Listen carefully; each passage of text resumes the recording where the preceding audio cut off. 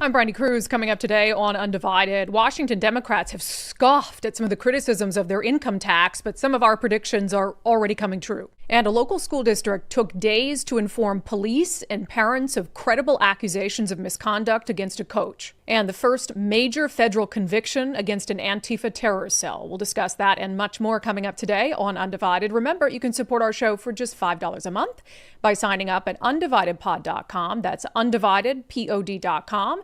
Click on the banner that says support the show.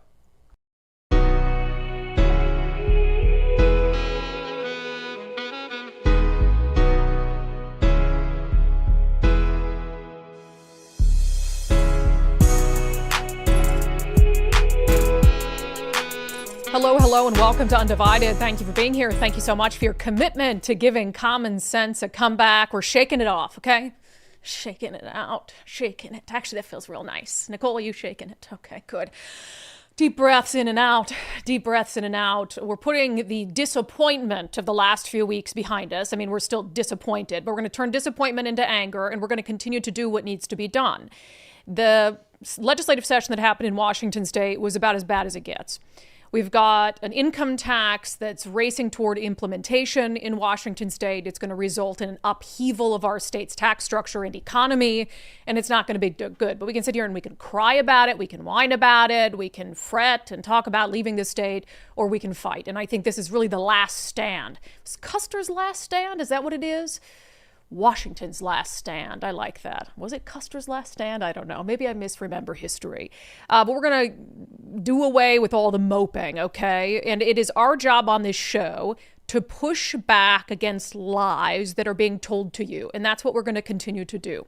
There are a lot of points in this process where politicians, Democrats in Washington state, have scoffed at some of the predictions that we've made and some of the criticisms that we've made about this proposal.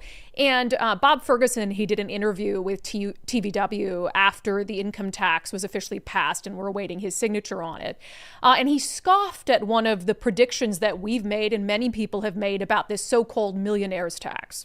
You've also said that you do not support lowering the threshold. Correct. That's a frequent refrain from critics of this proposal. Sure. So in a year or 2 years, if you're delivered a bill and it would lower that threshold below where it is today, would you sign it? Yeah, I've been clear on that I oppose lowering it, and it shows the weakness in the opponents, right? I watch much of the floor debate. The weakness of their argument is be afraid of something that's not actually in the bill. Okay, the bill has it as a millionaire's tax, and it goes up for inflation every single year, right? The amount of who pays it, right, to address that as well. So my feeling is someone's got a weak argument when their main argument is something that's not actually in the bill. Be afraid of something that could happen sometime in the future. The more incredulous he acts, the more convinced I am that that's the plan. And we know that's the plan. I mean, that has, I laid it out very perfectly on Thursday's show. I don't need to do it again. They have been planning for this moment and putting everything in place to try to get this unconstitutional income tax to stick for years, the better part of 10 years. And the more indignant he acts, the more confident I am that we're correct. So he can scoff all he wants. But they've scoffed about other things. For instance, I asked Bob Ferguson about the issue of the millionaire's tax impacting free agency. Most states have an income tax. And so football players still play in states where there is an income tax. Yeah, Brandi, most states have an income tax. They still have football teams. And of course, that's disingenuous because while they might have an income tax, it's much lower than 9.9%. And in Washington state, we have a ton of other taxes that impact people specifically at higher income brackets, like professional football players. And so he scoffed at that. But then what happened over the weekend? Seahawks general manager John Schneider reiterated exactly what I said. Hey, John, always challenges for you and possibly a state tax. Is that something that comes into play a little bit because of a 10% hit? You haven't had that in the past. It's been a huge. The agents were kind of a bunch of agents yesterday texting me like, "Hey, can't use that anymore, buddy." But like I think it is for all the pro teams here. In town, it's always been a huge attraction. Especially competing with the California teams. It's been a big deal for us. So it's going to sting. I mean, it's going to, from a recruiting standpoint, and what that looks like, and all I'm sure like Mike Reinfeld and, Mickey Loomis and all the Cap guys that have been here before too are looking at this, like, dang, it's gonna sting. There's no question about it. It's going to sting. There's no question about it. You don't have to be a sports expert to understand that. Yet Bob Ferguson scoffed at it. And look at what is turning out to be very true. The other thing that Democrats have scoffed at is the idea of capital flight. The idea that we have capital flight, I have not seen any evidence of that whatsoever. There's a myth floating around today and yesterday. A myth. That capital will leave Washington. This whole concept of capital flight. They treat people like they're genuinely stupid. Because, of course, capital flight has already happened. Jeff Bezos left over the capital gains tax. He certainly wasn't the only one. And then as soon as the income tax passed the House and the Senate, what happened? Well, all these business owners started to say, well, I guess I'll leave. One of them was our friend Zach Abraham with Bulwark Capital. Already looking for real estate. And I'm looking at either Idaho or Arizona at this point. Yeah, I mean, that's not, what did she call it, a myth? Oh, I haven't seen any evidence of it. Well, here's the evidence, right? And Zach Abraham is far from the only one, but I think, for Zach, it's not easy to say goodbye. This is where he's from, and this is where he wanted to live out his life with his family. I feel a sense of grief about this, honestly, because first of all, anybody that knows me knows that I'm not one to issue idle threats.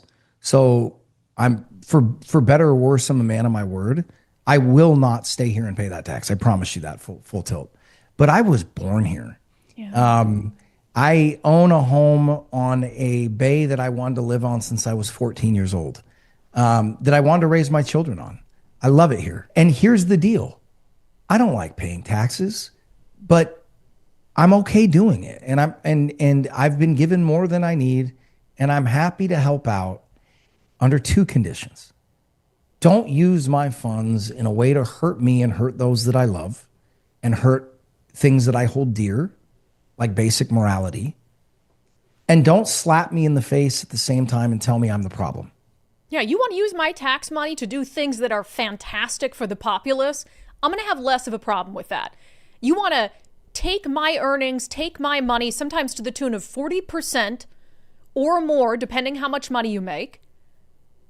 And then you want to turn it around and use it to keep secrets from parents in education. You want to turn it around. You want to turn around and use it to write big fat government contracts to your cronies and allies in the Washington Education Association. You want to turn around and use it to give laser hair removal and boob jobs to transgender prison inmates. That's where I draw the line. And it turns out that's where a lot of Washington businesses draw the line. And our friend at Bulwark Capital isn't the only one. Far from it. Of course, we talked about Howard Schultz fleeing to Miami to join Jeff Bezos and soaking up the sun. This was one that came down over the weekend. The CEO of Moment Cameras, which is a Seattle-based company, Mark Barrows, he took to social media and says, I've already left. And now my company is also going to be leaving this month. He said, after 40 years born and raised, I left Washington. Moment is leaving this month as well. I'm not even a millionaire affected by this tax. But when you add up all the costs to run a business in Washington, we cannot afford it. You can build a remote team and reopen in Wyoming, removing all those costs. He talked about how beautiful Washington is, of course. But there comes a point where it is covered up by an awful lot of nonsense. He said of some of the taxes that he's had to contend with that have made it very difficult to continue to live here and run a business here. The high gas taxes, sales taxes, property taxes, capital gains tax, the high estate tax, the housing prices. He says the food costs are unreal. He also says as far as businesses are concerned, all the capital has dried up. People with wealth aren't investing here. He says super high salaries for tech talent have made it impossible to compete. B&O tax, which is paid on gross receipts, sales and use taxes, all these things. You add that up and they want to have this disingenuous argument about, oh, well, most states have an income tax. This is just an income tax. Okay. It's not just an income tax. It's unconstitutional. It's an income tax that targets people who innovate, who build, who create jobs. But that aside, they want to act like it's the only tax they've ever implemented. And of course, that's not the case. There's a million taxes that add up. You walk out the door and you're nickel and dime to death by the government that's already taken your money. It's absolutely absurd. On Sundays with subscribers, we had on a theme here that I think is really important to point out. These aren't people who came here and dabbled, who came here and took advantage of some sort of tax breaks when things were more advantageous, and now they're just waving goodbye and going back to from whence they came. No, Zach Abraham is from here. He's going to have to pull his kids out of school and leave. Mark Barrows, from here, been here 40 years, born and raised in Washington. You think it's easy for him to leave? Same with Jesse Proudman, who we had on Sundays with Subscribers this week. Tech entrepreneur. He told me an awesome story about, he's born and raised in Tacoma. Tells me a story about being 13 years old. He wanted to buy a Walkman. And his parents said, well, you better go find a way to find enough money to get a Walkman. And he was a 13-year-old tech entrepreneur. And he went out there and he sold a website for like $100 to his local dentist. He stayed here. He built 3 businesses here, including his latest, Venice AI. He's leaving. It's not just the government itself. It's sort of the entire climate around sort of entrepreneurial endeavors has shifted in sort of social conversation and then manifested into policy. Again, sort of when I was growing up, I just remember this spirit of like picking yourself up on your by the bootstraps, and you have optionality and you can build anything if you sort of put enough hard effort and work behind it. And like no longer is that a thing. Now it's tax the rich, and like they've done something to get ahead that we don't have access to. And like, sure, there are all kinds of social roadblocks that exist in the world. Like we can argue about that all day long, but at the end of the day, like I think there's something very honorable about people that put the effort in to kind of build something, and it's suddenly now become sort of a negative attribute. Yeah. And then the capital gains tax was the first time that manifested itself into policy. Like the concept that you've worked hard and you've built an asset and you've now elected to sell that asset. You've chosen to sell that asset. And by making that choice, we suddenly have the right to take a big portion of it from you. That was really offensive to me. And I'm not an anti-tax guy. Like I think the government needs a way to pay for its operations. And our state does, you could argue, has a regressive tax structure. But there's a structure to change that. Yeah. There's a way to change that. It's clearly laid out in the Constitution. And so what's been offensive to me at this whole process is that instead of trying to actually change the structure of the law, we're trying to look for all these loopholes. Yeah. And then we're layering on all these miscellaneous fees. And so part of the research I was doing this week was looking at all of the different taxes that we have and how they all layer on, between gross receipts B&O tax. Yeah. So I don't, like, for people that don't know, when you run a business in the city of Seattle, you're paying tax on your top line revenue. Which should be illegal. Right, like it should be illegal. You could make no money. Yeah. You literally are a startup, you're making no money, and you're paying a top line tax on the revenue that you generate, which is unbelievable. You've got gas taxes, you've got the state taxes, you've got the sales taxes, which are already like highest in the country, and then now you've got capital gains tax and these income taxes. When it's all layered on, like we effectively have become the highest tax state in the country. And so we talk about this reality of like people aren't going to leave, they want to be here. This is a great place to start companies. Like, it's not when it's the highest tax state in the country, and then everything else we have to deal with. Like it's a silly combination. Yeah, even though you're from here, when you set out to do all this, if the climate had been what it is today, would you have left? We will leave right now. Like our plan. I have 2 kids in school right now. I would love for them to finish school here. I love the state. I love being here, but it is not economically viable if this tax stays for me to continue to be here in this state. Yeah, so not only are we scaring away businesses, we're scaring away lifelong Washingtonians who invested here, decided I'm going to innovate here, I'm going to create jobs here, I'm going to give back to my community where I was born and raised. And so if we're keeping score here, which I think we should, they scoffed at my question about how this will impact free agency for the Seahawks. The Seahawks says this will impact free agency. They scoffed at the idea of this will lead to capital flight. Immediately led to capital flight. So I'm 2 for 2. And Washington Democrats and Bob Ferguson are 0 for 2. So when I tell you that this will lead to an income tax on everyone within 6 years, who are you going to believe? You're going to believe the people that continue to lie to you about this policy and lied to you as they pushed it through? Or are you going to believe me? Now, look, I think be skeptical of everyone, right? Be skeptical of everyone. Go out there, consume information, make a decision on your own. But I'm 2 for 2 on this, and they're 0 for 2, and they've told many more lies throughout this process. And they will not be able to hide. I talk about this all the time with crime statistics. You can fudge a lot of numbers on crime statistics. And you can make it look like you have a decline in crime when really your policing has gotten so abysmal because you've defunded the police that people aren't reporting crimes anymore, right? You can be like, wow, property crime went down 70%. It's like, no, you made people wait 12 hours for a police response, so they just stopped reporting crime.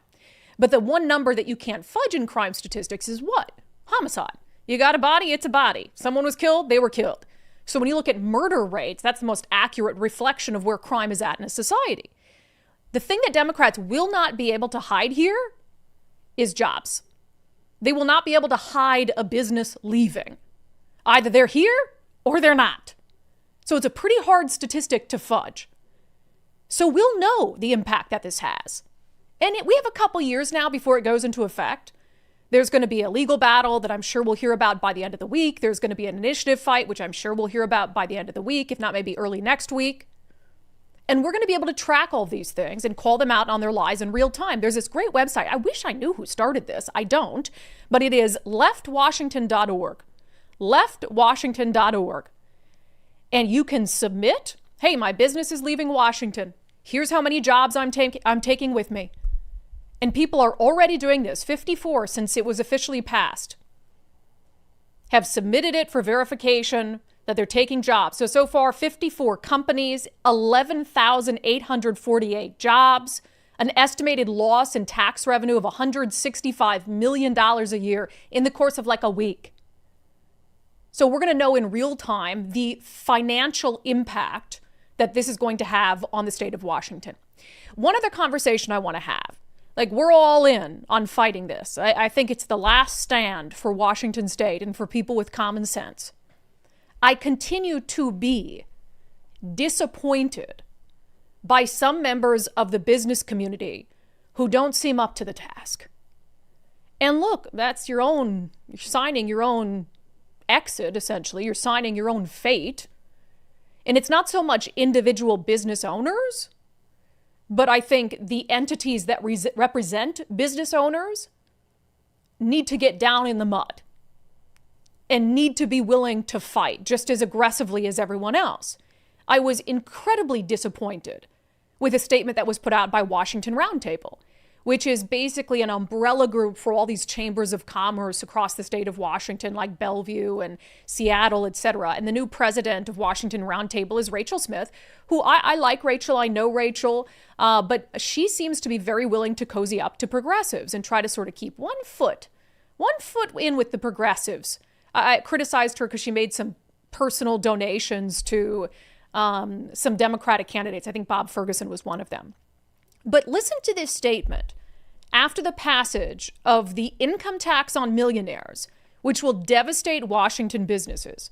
Quote, with the House and Senate having passed the first ever income tax in Washington state and Governor Ferguson having indicated he will sign it, the business community continues to urge state leaders to work toward a sustainably managed budget and a tax code that will ensure Washington's competitiveness. Okay, a little milquetoast.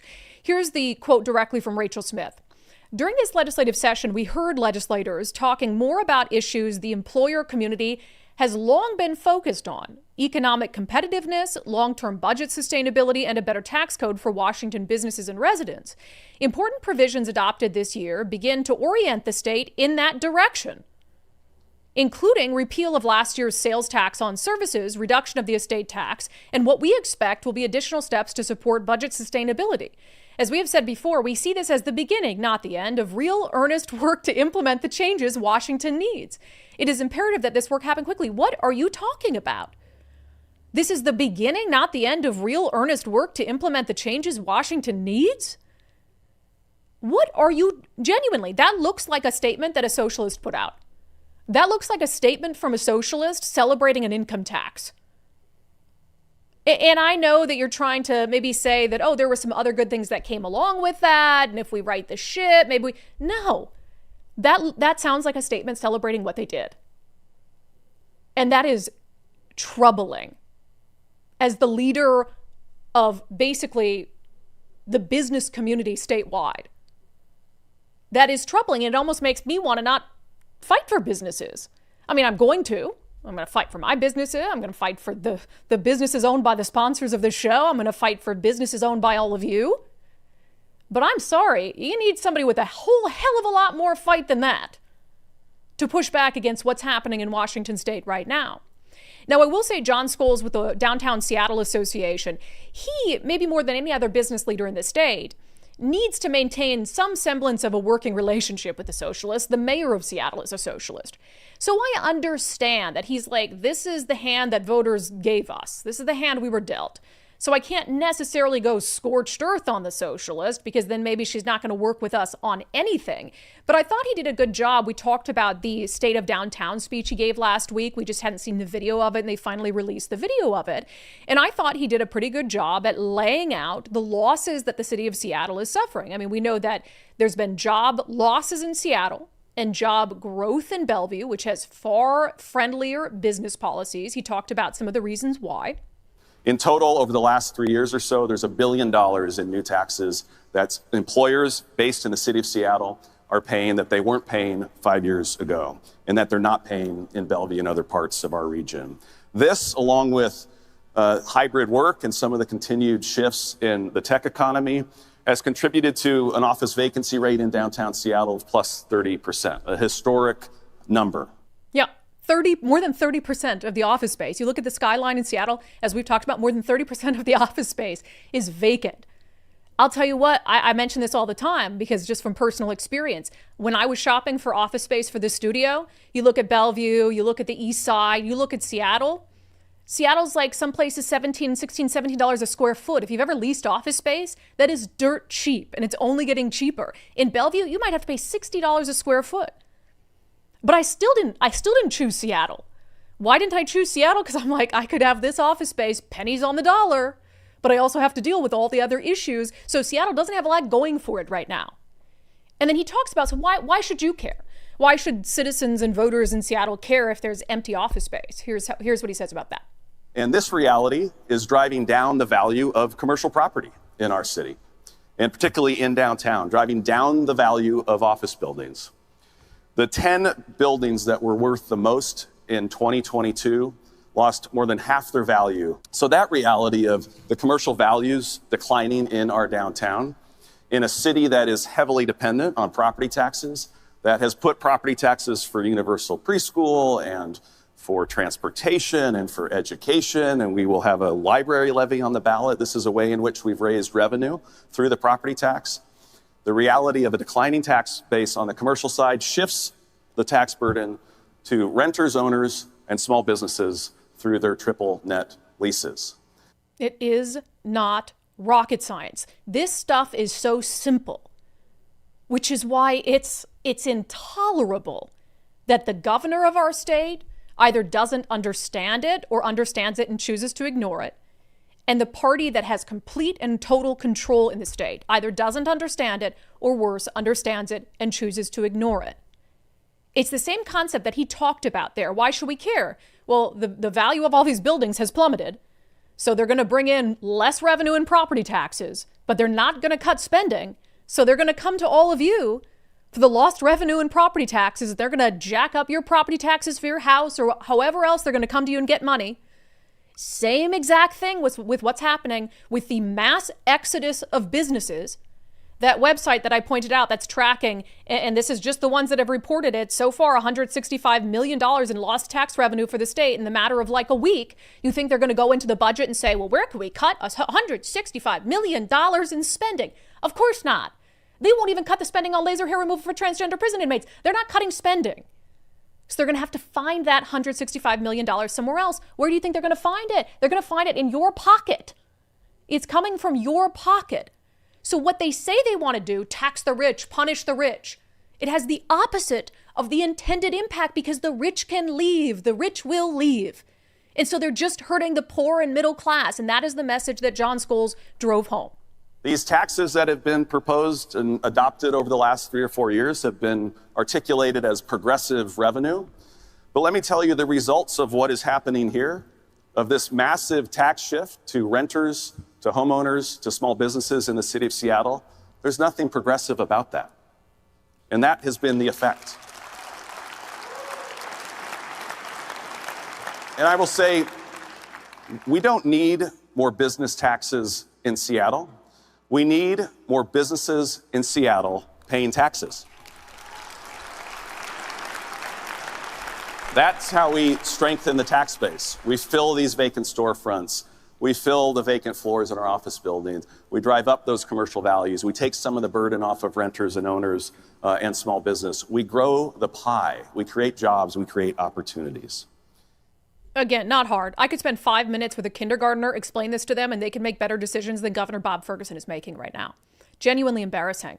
But again, the pity party's over.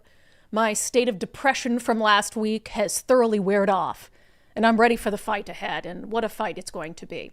All right, we're going to switch gears coming up next, in case you're sick of hearing about the income tax for the time being. I mean, we're going to be talking a lot about it from now until November, so buckle up, buttercups. We have a disturbing story out of the Tumwater, Washington School District, another example of schools keeping secrets on something pretty serious from parents and from police, at least for a couple days. So we'll dive into that. First, speaking of the business climate in Washington State, and let me just say something. I'm going to do an ad read here, but this is kind of separate from that. I'm very worried as well. I mean, we have our business. I feel like our revenue stream is pretty secure and can withstand a lot of ups and downs. Occasionally we have somebody who says, hey, I have to cancel my unDivided subscription, just like the cost of gas and times are tough. And I always totally understand that. But, we've built a pretty good business model. We get like half of our revenue from subscriptions, half of our revenue from advertisers, and it allows us to weather the storm. But to say that I'm not concerned about the business climate and our advertisers and how they're doing, and because this is a luxury for them. They spend money on marketing. They choose to spend it on our show, and other places as well. But, if they're not making as much money, if they're having to pay more money in taxes, I'm concerned, of course. Because we could lose one advertiser, but if you start to lose multiple advertisers over a business climate, that's when the show's in real jeopardy. And so that is something that I think about all the time. It is something that impacts us. And so one of the things that I would say is if you're able to, and you're getting some of these things done anyway, as we talk about and, do our reads and our ads that pay for the show, support the businesses that support our show. We're trying to get out there and do the message and do all these things and fight back about what's happening. But, the advertisers are a big part of that. So that is a personal plea for me to use. Support the businesses that support our show. I talked to, on the business climate, Firstmark Insurance CEO Dave Taylor. Not only do they do personal insurance, we use them at our house, car, all those things at home, but we also get unDivided's insurance through Firstmark Insurance. And we talked to Dave Taylor a little bit about businesses struggling with overall costs right now. It's tough on business owners for sure. We have seen in the last 3 years, we've seen really the personal lines industry.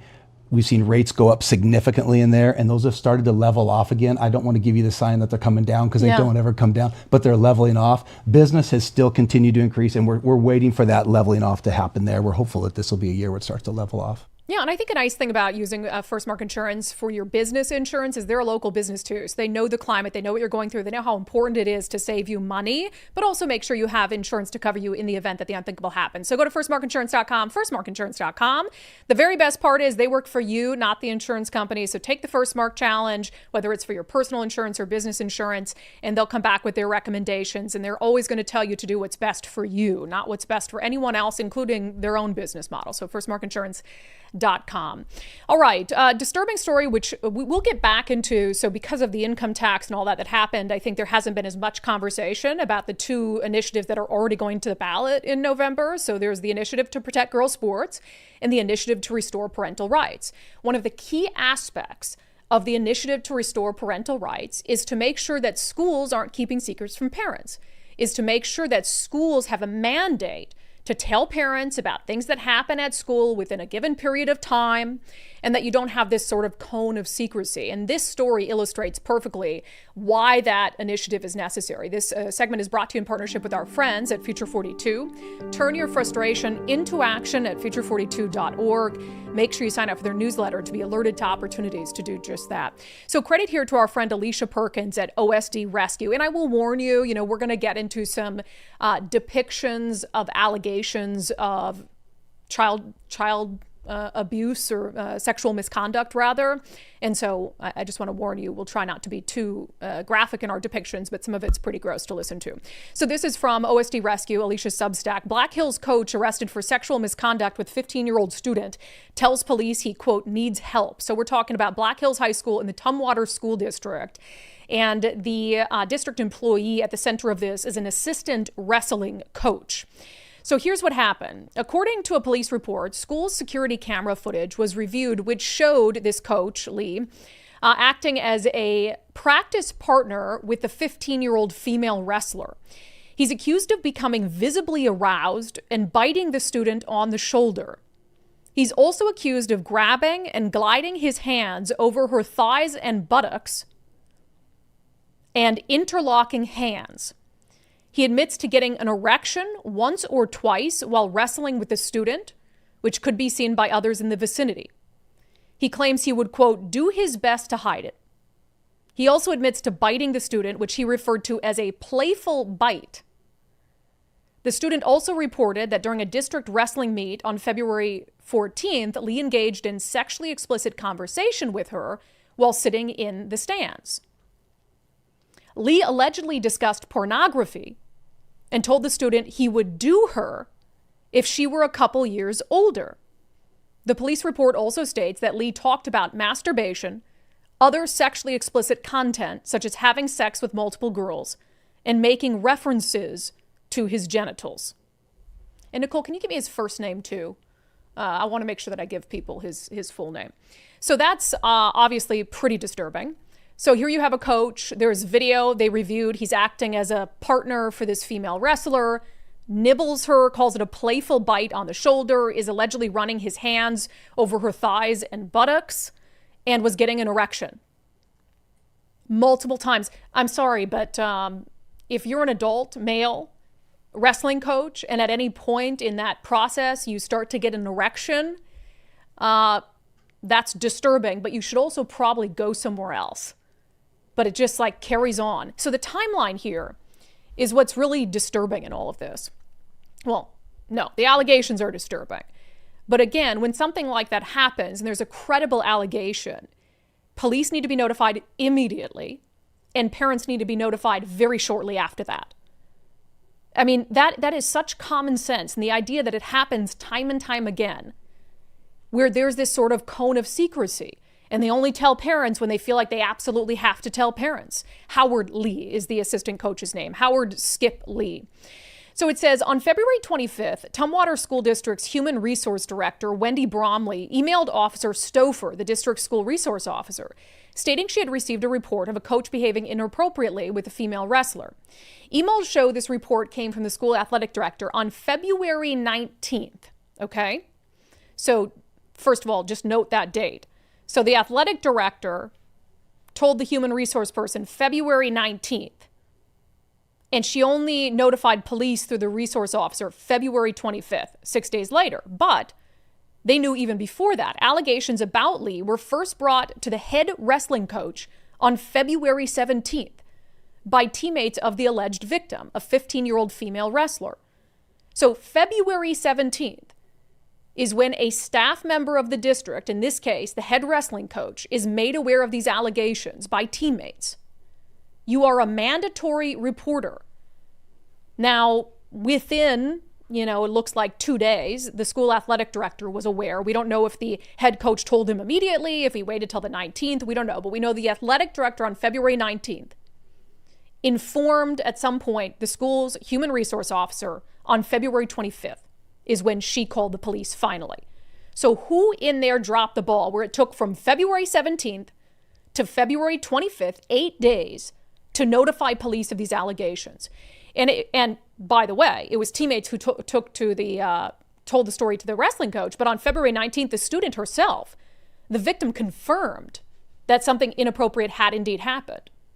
It says Lee was notified the same day he was not to attend practice, be on school property, or contact any coaches or athletes in the wrestling program. So they knew pretty early on that this was serious enough to say, don't come to practice, don't talk to students, don't talk to staff, we're looking into it. Yet it took them at least 6 days, if not 8 full days, from that point where they realized they had a credible allegation to get the police involved.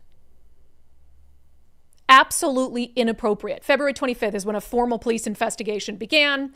Howard Skip Lee was arrested on March 5th, 2026 on charges of fourth-degree assault with sexual motivation and communication with a minor for immoral purposes involving the 15-year-old student. And look, I understand a police investigation takes some time to get enough evidence to charge and to arrest, so I'm not as concerned with the delay from February 25th to March 5th as they're building a case. He was already told you can't come to the school, you can't come to practice, you can't be around the alleged victim. So I'm not as concerned with that. What I'm concerned about are the 6 to 8 days, let's go with 8, from the point when any staffer at the district became aware of the allegations and to when police were looped in. That should take 10 minutes. That should take 10 minutes. I have a credible allegation. I'm going to inform my supervisor. We're going to call the police. There's no reason not to. So here's the real kicker with parents. Arrest happens March 5th. When do you think parents were notified during this whole process? March 13th. Parents were notified 3 days ago. First report comes up February 17th. Parents weren't notified until March 13th. What do you think happened here? Oh, it's because Alicia Perkins reached out for comment. They weren't going to say jack to parents. We see this all the time. They were not going to say anything because they thought they could bury it. But then Alicia Perkins reached out for her story and they said, well, now our hands are forced. Unacceptable. It says, Dear Tumwater School District families, you may see information in the media regarding a recent incident connected to one of our school athletic programs. While there are limits to what we can share due to student privacy protections and an ongoing law enforcement investigation, we want to communicate with you in the spirit of transparency and to ensure our community that the district took swift action to protect the safety and well-being of our students and school community. First of all, you didn't take swift action. We know that's a lie. And you're reaching out in the spirit of transparency, but only because, as you note, the information might come out in the media. Now, I don't believe, I'm not crazy about all, I don't believe that immediately the school needs to put out an email to parents. Like, I don't believe that that email has to come on February 17th. I don't even believe necessarily it has to come out on February 19th. But the moment police are involved and the moment that you decided that it was credible enough for him not to be at practices and not to be on Tumwater School District property, which they say was February 19th, the moment you ban him from school property is the moment that you contact parents. So in this case, that would have been about 48 hours from the original allegation. And why is it important to contact parents, even if it's parents of students who aren't the female wrestler in question? Because then police can find out and parents can have conversations with their kids. I would say 99.9% of parents, upon learning that information, if they have a student who is in the same school as the staff member, who has any sort of interactions with the staff member, that parent is going to sit their child down. They're going to talk to him about this. And they're going to say, do you have any concerns? Did he ever act inappropriately towards you? But instead, they delay it. They don't tell parents. They don't tell parents. They don't tell parents. They find out the media's on to them. They tell parents. Should be criminal. It should be criminal to keep parents in the dark. There was also one other weird thing that happened. And this is according to Alicia Perkins, who got the documentation on this case. We're trying to, and we're reaching out to the police department to see why this letter even exists, because I think there's a lot of problems with it. But on March 5th, according to Alicia Perkins, police allowed this assistant coach the opportunity to write an apology letter to those affected by his actions. He submitted the following handwritten letter addressed to the student, apologizing for crossing the line. Who the hell's idea was it to allow someone who's accused of sexual misconduct against a minor to write them a letter? He should have no contact with her whatsoever. He should have no contact with the girls on that team whatsoever. So we're getting to the bottom of who the hell thought it was a good idea to allow him to write a letter to the child he's accused of engaging in sexual misconduct against. In the letter, he says, I realize I have crossed a line with the coach-player relationship regarding conversations that we have had.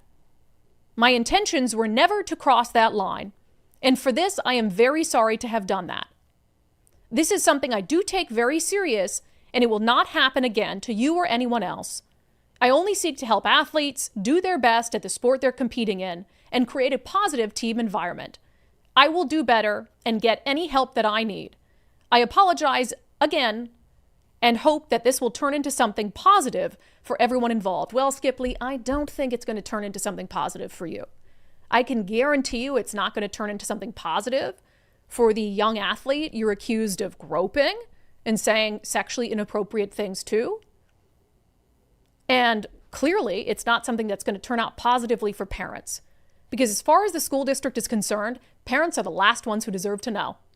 They'll keep a secret from parents as long as they can get away with it. And thank God for people, independent journalists like Alicia Perkins, who, without her doing this story, who knows?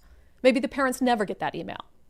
That's wrong. It has to change. Stop keeping secrets from parents. It's why I am in full support of the 2 Let's Go Washington initiatives that are going to be on the ballot in November. That segment is brought to you in partnership with our friends at Future 42. Turn your frustration into action at future42.org. Make sure you sign up for their newsletter to be alerted to opportunities to do just that. Absolutely insane.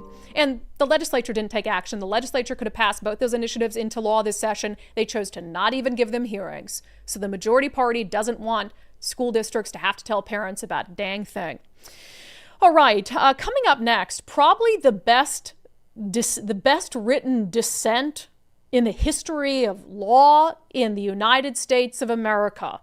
And has to do with a case that originated right here in Washington state. We'll get to it first. Could the future of AI impact your retirement portfolio? Are you concerned with what's happening in Iran and oil prices and all of that? Totally legitimate thing to be worried about. Our friend Zach Abraham is going to be talking about all of it coming up at his free live webinar, April 2nd, 3:30 p.m. Pacific time. Bulwark has a jam-packed schedule for the webinar to help you cut through the market noise, AI, crypto, tech, and the real fundamentals of value investing.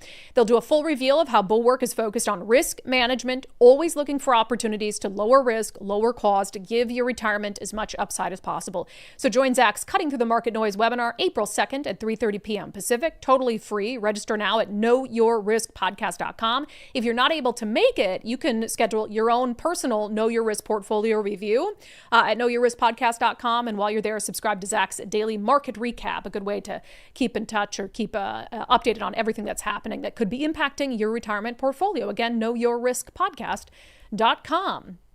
All right. Children, shield your ears. The phrase swinging dicks is really not a phrase I expected to read in a federal court opinion, but here we are. This segment is brought to you in partnership with no one. Sorry. Let's get to it in our segment, Unbelievable. This segment is brought to you in partnership with Nicole. Thank you, Nicole, for sponsoring this segment. We appreciate it. All right, you'll recall the Olympus Spa case.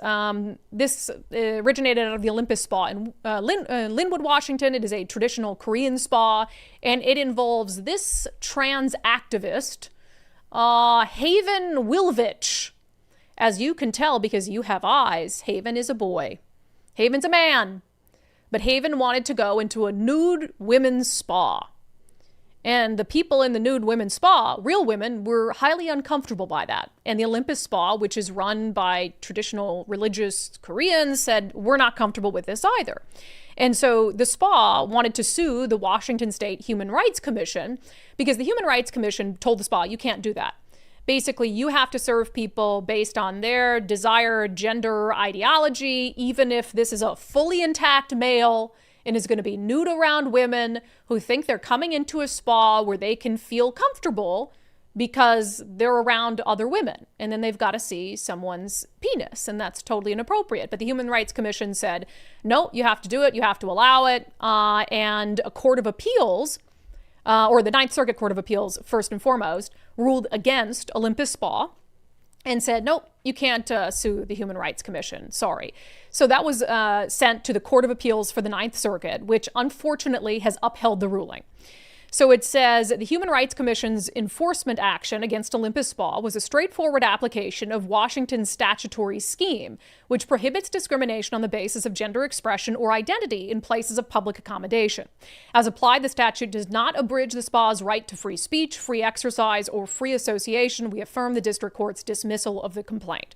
So the United States Court of Appeals for the 9th District saying, no, the state of Washington and the Human Rights Commission in Washington was applying state statute for Olympus Spa in a way that did not violate their First Amendment rights. But, however, there was a scathing dissent. So not all of the Ninth Circuit judges agreed with this.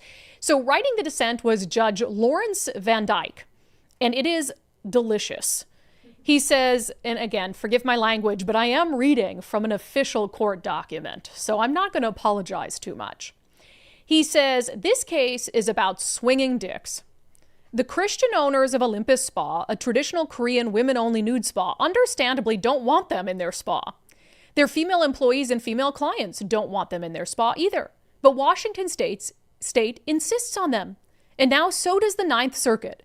You may think that swinging dicks shouldn't appear in a judicial opinion. You're not wrong.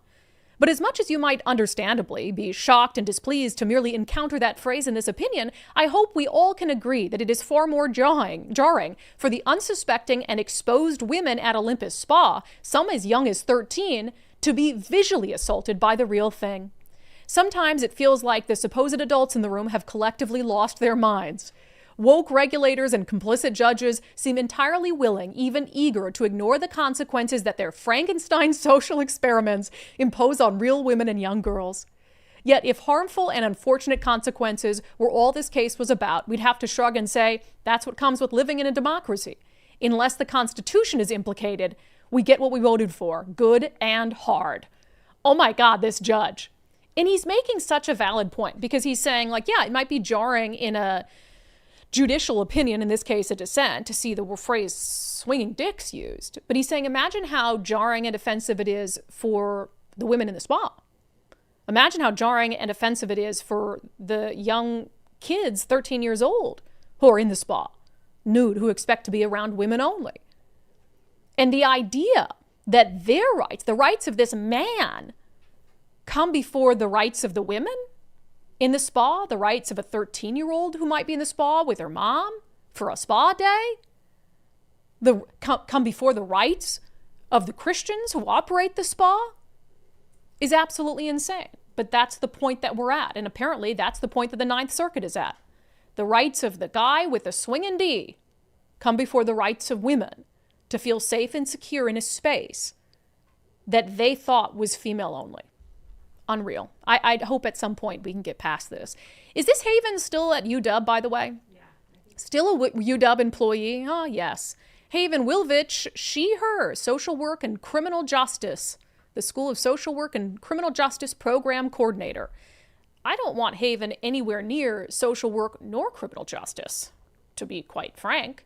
And it's just, look, there are a million spas you can go to that aren't nude, that both genders can go in, but to choose specifically, this was an effort to try to get this legal battle, obviously. But as a man fully intact, to choose specifically a spa where women are traditionally nude is disgusting. It's truly, truly disgusting. All right, coming up next, major story that has local implications, the first ever mass federal conviction of an Antifa terror cell. We'll dive into it. Great reporting by our friend Andy No. First, as you saw over the weekend, man, the weather can change rapidly. I am so sad. We had all these the flower bushes were in bloom, and our hedges out in front of our house were green, looking great. And then the snow. Yeah, my daffodils. Oh my gosh. Don't look happy. Yes, I'm looking at these like crushed flowers and I'm so sad because I was like, wow, everything's green. And then the snow. So I was out there. I had a broom. I was brooming off the bushes. Because I'm like, otherwise, when the snow melts, they're going to be like, hello, what happened? It was really depressing. But it shows you that you might think that we're into spring and then winter hits. And so you want to make sure that your home is properly prepared for those sudden changes in weather. And I think the roof is a big thing. The last thing you want is to find out that your roof is failing in a snowstorm like the one we had this weekend. So get in touch with our friends at Valentine Roofing, and they actually have a fantastic promo going on just through the end of March, where if you get a new roof, they have then a full year of maintenance covered for you. So new roof, free year of maintenance. So you can be rest assured that your new roof is being taken care of. Professional care to keep your new roof looking its best. Plus, they have flexible financing options with payments as low as $159 a month. And of course, you get the Valentine experience, guaranteed with every project. Seamless communication, meticulous cleanup, extra mile service. No surprise, Valentine Roofing, trusted across the Puget Sound. Best roofing company in the Pacific Northwest 3 years in a row. 2025 best roofing company in the Seattle Times, best in the Pacific Northwest, you name it. So take advantage of Valentine's free year of roof maintenance when you purchase a new roof. Call 206 Roofing for your estimate. 206 Roofing. Make sure to tell them you heard about them right here on Undivided. And they also do a ton of other things. I, for one, have been ranting on the show about the exterior of my house needing a good cleaning. And so Valentine can help you with that as well. All right, international news. So you'll recall there was this North Texas Antifa cell that they were accused of carrying out this ambush shooting attack on an ICE detention facility in Alvarado, Texas. This was back on July 4th of last year. Well, they've now been convicted, and it is the first such conviction of Antifa as sort of a terror cell, so to speak. This is from our friend Andy No. You really should follow his no comment Substack. He covers these issues better than anyone else. All members of Texas Antifa cell convicted in first federal terrorism trial. The 9 defendants are accused in the July 4th ambush on a Texas ICE facility, and they were charged with providing support to terrorists and attempted murder of federal officers. So here's where it all shook out. So it was 2 full days of deliberation. The trial lasted 12 days. Jurors convicted the defendants of providing material support to terrorists, rioting, conspiracy to use and carry explosives, and using and carrying explosives. So those are some significant federal charges. Benjamin Song, who prosecutors described as the ringleader, wasn't charged with the explosives-related charges, but was convicted of the more serious attempted murder of a peace officer, as well as multiple counts related to discharging a firearm during a crime of violence. Daniel Rolando Sanchez Estrada, a Mexican national, was found guilty of conspiracy to conceal documents and corruptly concealing documents or records after the attack. His partner, Marciela Ruedo, was also found guilty of conspiracy to conceal documents after telling him to hide her far-left extremist texts. So these are about as serious as it gets when it comes to federal convictions. One little part in this, besides their conviction, that gave me joy is this paragraph from Andy. As the verdict was being read out, some of the Antifa supporters started wailing and crying, resulting in 2 of them being ejected from the courtroom. Defendants Zachary Evitz and Bradford Morris broke down in tears. Ringleader Benjamin Song continued smirking. But I mean, the fact that some of them were in there crying, that is the FO part of FA. And I think that this will have such a profound impact on these far left radical groups who, some of these people might serve life in a federal prison. And I've said before, the makeup of these Antifa extremists, you've got the couple people who are die hard. They will literally die for their cause. And then you have a bunch of loners, really, who are just looking to belong somewhere. And I think that explanation of what happened in the courtroom shows you who's who. The ringleader, he just sat there smirking. Those are the diehard. Those are the people who are willing to go to federal prison, willing to die for their cause. And then you have the 2 people bursting into tears, crying like, oh my gosh, those are the hangers-on. Those are the people who got caught up in something dangerous in their attempt to belong and are now going to spend some hard time in federal prison as a result. But there are still people out there who believe, and one of the reasons I say that this will probably have a profound impact on this radical left-wing extremism is for so long they've been able to get away with it.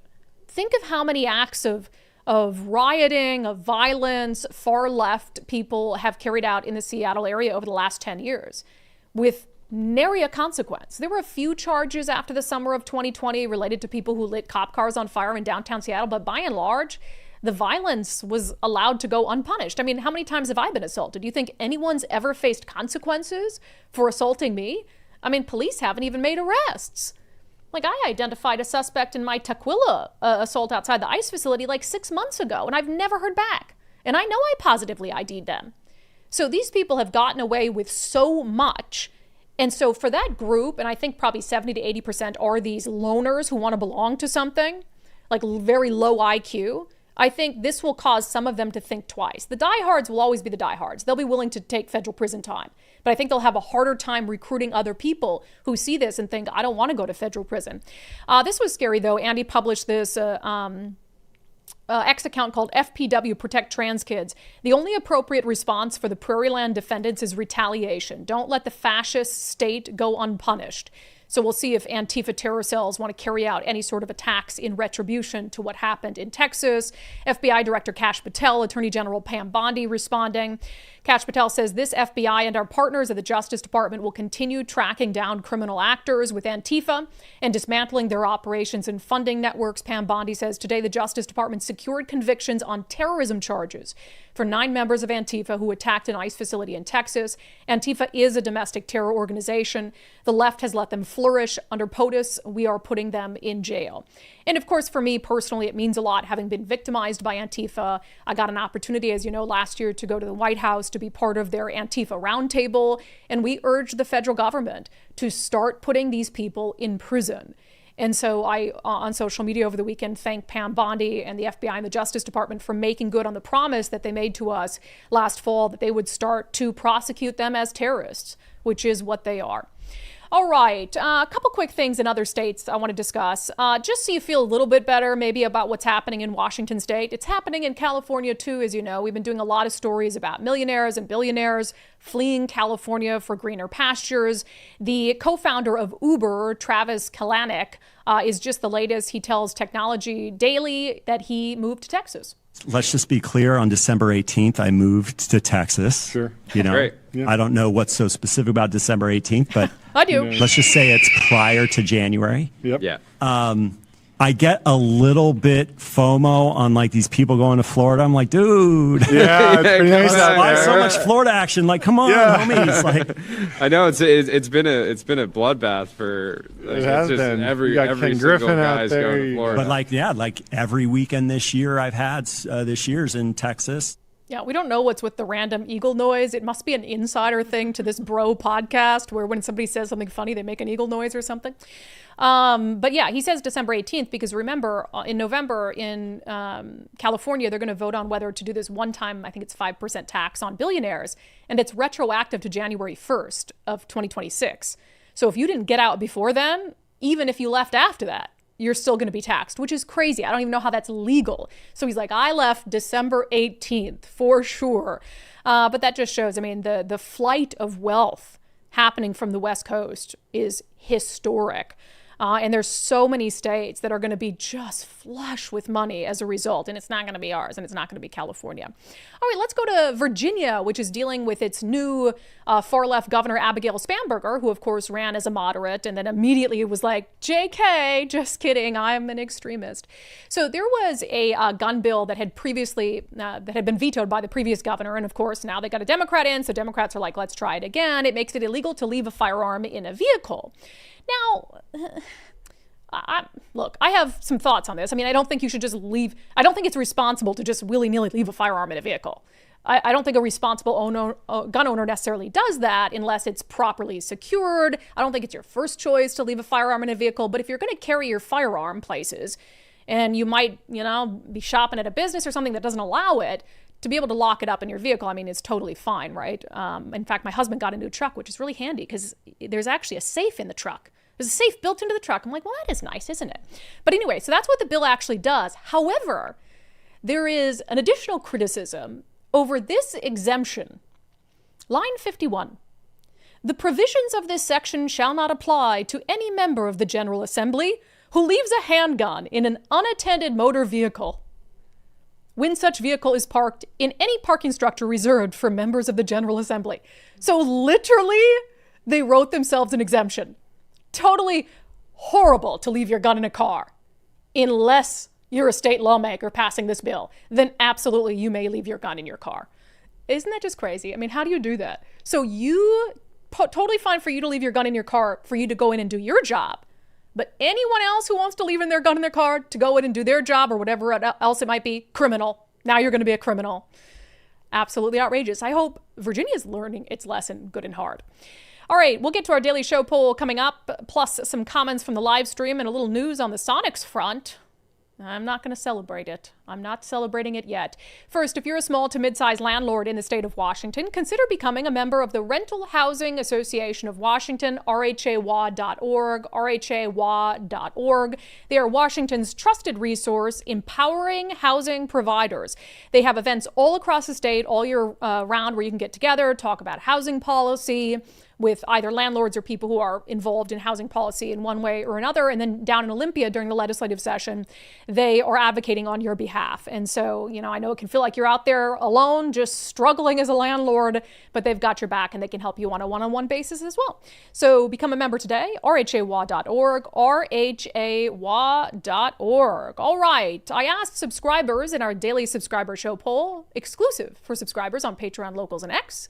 Do you personally know someone who has left Washington state for political reasons? And obviously political reasons can include a lot of things, like prices got too high here. That's political, right? Because politicians did that to the state of Washington.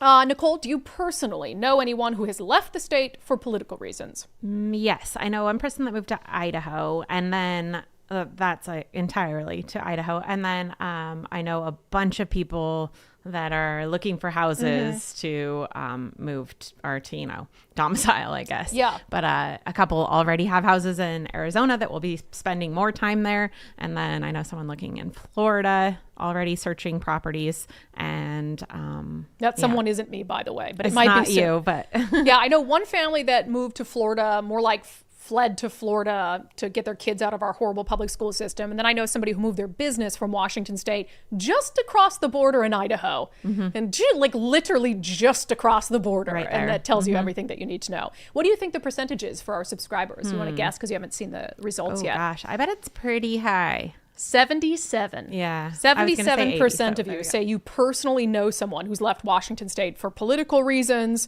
Brenda says, I know two retired couples who both moved about a year ago, one to Idaho, the other to Texas. And I know two others who are thinking about it. Stephen says several clients have left the state and just as many have moved to Eastern Washington. And look, Eastern Washington does feel like a different world, but you're still bound by what they do in Olympia. And that is a bummer. And I feel like they're being targeted. Oh, with yeah. all the farming stuff. I mean, they're against farming, and where's all the farming on the east side? HTA says, I know several. A number of them are first responders, which I think is another reason people left, like post-2020, is people who were cops were like, I'm not doing that here, or they got fired over the vaccine mandate. So that's definitely political.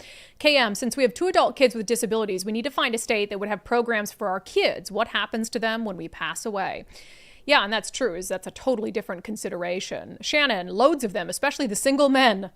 It's a trans two-spirit desert out here, great. Shannon says. I'm even Where'd more the good screwed. fellas go? I'm willing to relocate. Oh my God, Shannon, I'm looking at your profile picture. You're absolutely a stunner. Shannon Vest. Wow. Yeah. I mean, sorry, that sounded creepy, but no, you're very pretty. So yeah, you're not going to find you and Nicole. We're screwed. You're going to only find the trans two-spirit ones here. If you two are single, everyone's doomed. Everyone is The doomed. two-spirit one. Two-spirit. Hey, you know what? Nicole, just stop being so picky. Date a two-spirit. Right. Date a two-spirit. What am I thinking? One day, man. The other day, woman. You don't know. Or like animal, right? Can't Or they be an animal? Wolf. They could be a wolf. I actually think that'd be an exciting relationship. I suppose. You never know what you're going to get on any given day. All right. Some comments from the live stream. Guys Keeper says, financial refugees are loading their U-Hauls. Yeah. William Y6. In 1913, the federal government sold the income tax the same way. The Revenue Act of 1913 instituted a 1% tax on income over $3,000, $4,000 for married couples, with top rates reaching 7%. Yeah, the federal income tax began as a tax on the rich. Like, again, I'm not saying stuff that's hard to predict. I'm not saying stuff that even takes an awful lot of intelligence to conclude. Like, this is really basic stuff. We know, like, past is prologue. We can look at things that have happened. And things that are happening. So, and by the way that Bob answers that question that we played earlier in the show, he didn't say, no, I will never. He just said, if that's their only argument, then I guess they don't have He has said that he will not sign it. But also keep in mind, it doesn't even take effect. We're not, even if the court challenge doesn't work, even if the initiative doesn't work, it'll be 2029. Before this goes into effect. And they're not going to do it the same year and reduce it. So it'll probably be like 6 years. Right. And what happens in 6 years? He'll just be finishing his second term. Yeah, new governor. And he so doesn't it'll have be a new to. governor. He doesn't have to. So, on businesses fleeing over taxes, Old Sub Sailor says, oh, you gave me $20. Supporting the revenue stream. Keep up the fight, undivided. Thank you. You guys are so sweet. Cotty Moore says maybe he should run for mayor, the guy speaking at the Downtown Seattle Association. Yeah, John Scholes would be much better than the socialist that we got in there. Tim Ames, I would like to know how many of these people leaving are Democrat supporters that voted for all of this and now are letting the rest of us suffer from their decisions. And actually, Jesse Proudman, who we had on the show, the tech entrepreneur on Sunday, I asked him about that because he's been a Democrat. He's supported Democrats. And he, basically acknowledge that and is like, moving forward, because I said, are you going to move to Florida or whatever it is and bring your bad voting habits with? And he says he's still an independent, so we didn't rule out like voting for Democrats, but there's a lot of different kinds of Democrats. I mean, he supported Mark Mullet for governor. Mark Mullet never would have signed an income tax on millionaires. And so you can get a good Democrat. I don't care if you vote for Democrats, but let's vote for a sane Democrat, not a socialist, right? Well, I think that's the problem is Mark couldn't get enough of that party to support him. And so that's where it's going to be a battle for a while longer, because not only do you have to have a candidate, you've also got to get the party to support the candidate. And that's really difficult right now. Yeah. Let's see. On the school district hiding the coach's alleged sexual misconduct, Lawley, it is totally disgusting that schools are failing to report abuse. What reason is it, right? Like, look, as a school, wouldn't you want to say, I'm not going to have any of this on my hands? You have a school resource officer. What other reason do you have one of those other than a circumstance just as this? And I know that they're for like keeping kids safe. Okay, great. Yeah. From teachers sometimes, from staff members sometimes. So wouldn't you want to like get it out of your hands as early as possible? Like, hey, a kid just told me that the coach was caressing their buttocks and biting their shoulder. Can you come in and deal with this? Immediately. I would literally do it immediately, just so I wasn't accused of hiding something. Right. And because that's what a sane adult does. I don't understand what's it happening makes here. no sense. It's the unions. Supported. I think it's the unions. I think it's negotiations the unions have done when there's allegations of misconduct, and I think they just want to quash it. And then hiding it from parents until Alicia Perkins comes sniffing around and you're like, oh, we can't hide it from parents anymore. So let's send an email. For the sake of transparency. Good grief. And we were just trying to get it all squared before. Yeah, we were just trying to make sure. It just took us a month to make sure. Yeah. Took us 3 weeks to write this figure email. It out. School district, Watermelon Shug. Is it the school's job to determine credibility in these situations? Just give it to the police, right? Code writer, seems like the officer got a confession by asking for the letter. Yeah, I mean, so Alicia Perkins says the police let him write this letter and sent it, but I want to double check on whether the police sent it to the girl, because I would be very concerned with that, because he should have no contact with the girl whatsoever. So I need to figure out maybe it was a strategy thing. Maybe it's like, hey, write an apology letter to the girl. Here you go. And then it's like charges. A confession, right? So you're right. Maybe that's what's going on here, because I feel like something else is afoot with that. On the Ninth Circuit judge writing about swinging D's, Milkman calls it the Ninth Circus. Well, they'll end up with my free pet press case eventually, so hopefully they get it together. On the Antifa terror cell conviction, bam, reading the Bible even casually would make you wiser. Ecclesiastes 8:11. When the sentence for a crime is not quickly carried out, people's hearts are filled with schemes to do evil. Oh, wow. That is wow, you just pulled that out? Deep Ecclesiastes 8:11. When the sentence for a crime is not quickly carried out, people's hearts are filled with schemes to do evil. Man, maybe I should read the Bible. Speaking of, looking up for Jesus says, need to make an example of the terrorists. D-Man in Seattle, my God, that is so overdue. Thank God, may all Antifa see and learn. I agree. A couple random super chats. Chuck Heller says, I would like to sponsor the boop. You didn't boop for unbelievable segment anymore. And the chat misses it. Well, that's because I made a little mistake when I was tossing to unbelievable. I boop. Yeah, you usually do. I usually boop. First of all, I usually boop. But yes, if you want to give me $20 in the super chat every time I boop, I'm not going to say no. Son Miller, I'm with Chuck. Okay, I'm sorry.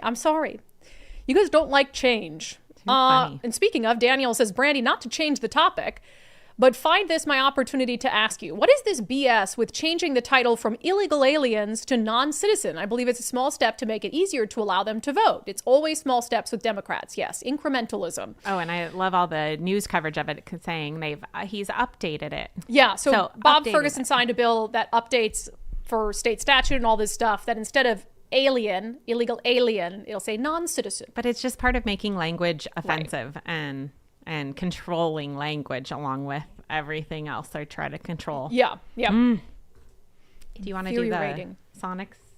Oh, yeah. Let's talk about that quick. So speaking of like what's going to happen with millionaires tax and teams, so ESPN is reporting that they're going to vote on a franchise expansion for Las Vegas and Seattle. So it's going to have its first vote. And from the ESPN report, it seemed like there was a lot of support for it. And they said that they think these franchises will immediately become like top 8 in the league in terms of revenue and that they'll go for a ton of money. Now, we already know Adam Silver had a meeting with the governor where he talked about their support for bringing the Sonics back. But what did he point out was a concern? The millionaires tax. And so the idea that that is not going to play into the value of the team, is not going to play into who they can get to buy it here, because businesses are fleeing. So you're going to get some wealthy person, which is, basically a business, to buy a business in the Sonics. I think they can find someone, but it's going to be much harder than maybe it would have been a year or 2 years or 5 years ago. So we'll see what happens with that. I would love to see the Sonics come back to Seattle. I would just love to see Seattle be deserving of the Sonics. That's what I would love to see.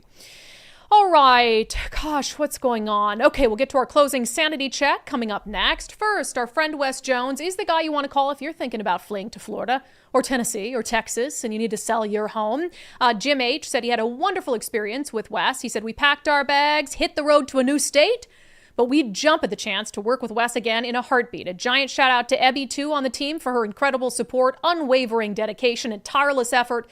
Together, they turned our long-distance deal into a breezy walk in the park from beginning to end. I love that. So Jim's like, they got out of the state, didn't even wait to sell their house first, and then they had to deal with selling it back here, and they just said it was great. And in fact, if you want to go from Sell with Wes to Sold with Wes, go to his website, sellwithwes.com, and you can see all the listings that they've sold recently and how they've performed. So I really think that's a good way to gauge Wes's success in doing what he does. And he's just an awesome guy. So if you're looking to sell, whether you're moving across the street or across the country, and if you do move across the country, Nicole and I demand that you buy a house that has a guest house and a pool, and we will come visit. Sellwithwes.com, sellwithwes.com. It really just is a better way to sell your home. From sell to sold. With that, let's get to our closing sanity check. I'll add a boop, boop in here just to even things out. All right, Joy Reid is literally insane. I don't think that comes as a surprise, but let's hear what she's saying now about women. Oh, hold on. Do you want me to do a longer intro? Did you expect a longer intro from me? Nope, just have a So little time. where are all the women who care about women? It's like they will throw any woman under the bus if it suits their political narrative. Here's Joy Reid. Our regime has secret police. They have secret police. Our regime is oppressing women, taking away abortion rights, taking away women's rights in like 26 states, some states where they're trying to have the death penalty for having an abortion. They also oppress women. They have the highest rate of women who are in STEM careers. We're kicking women out of the military, out of university. We're saying that DEI means women can't be hired for high positions in the sciences. We're marginally better. And we're doing it for Christianity, they're doing it for Islam, right? The United States, according to Joy Reid, is marginally better than Iran when it comes to women's rights. Meanwhile, the Iranian women's soccer team is probably being sent to their death in Iran right now. So, yeah, I mean, the idea that any of these women on the left actually care about women's rights when they force women to compete against boys, force women to share locker rooms with men, and suggest that the United States is only marginally better than Iran on women's rights, where women can be killed for like offending their husbands. Absolutely insane. That has been our closing sanity check. That has been today's episode of Undivided. Thank you for being here. Thank you so much for your commitment to giving common sense a comeback. I'm trying out new accents. Okay. I don't know. I think that was more like Australian. I've been watching Married at First Sight Australia, and you can barely understand what they're saying. No offense, but yeah, it's hard to understand. I know it's English, but when I was there, it was very hard to understand the Uber drivers. Yes. All that, mate. Blah, blah, blah, blah. They talk so fast. It's like, articulate, man. Articulate. Anyway, we'd love for you to support our show. UndividedPod.com, UndividedPod.com. Unless you're Australian and I just offended you, then I understand if you don't want to. Click on the banner that says support the show. And that's it. You're on your way. We'll see you back here on the live show tomorrow at noon.